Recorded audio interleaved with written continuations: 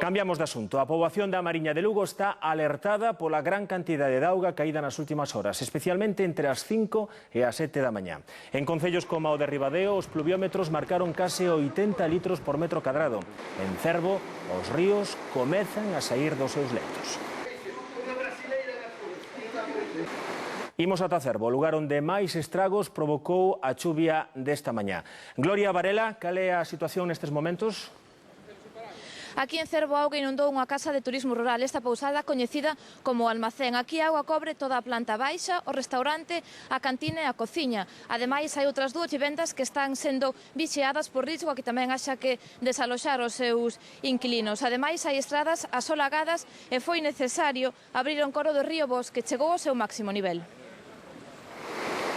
Había 12 anos que na Mariña non vían chover con esta intensidade.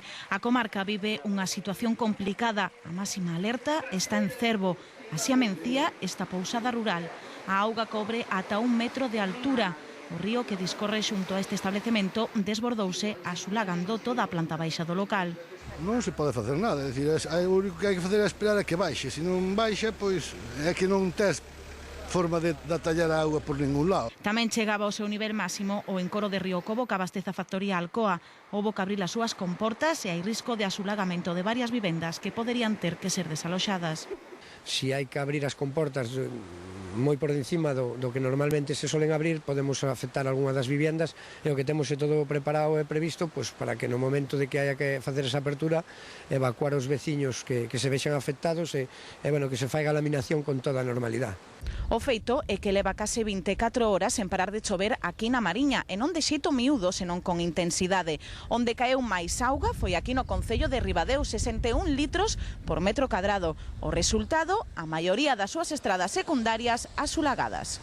Si choveu bastante, pero é que se aí houbera un desagüe, de feito do que choveu o río casi está inundado, pero se aí houbera un desagüe suficiente, non tiña por que inundarse tanto para a parte de atrás. Ese é un problema grave, é que non ven xa da hora.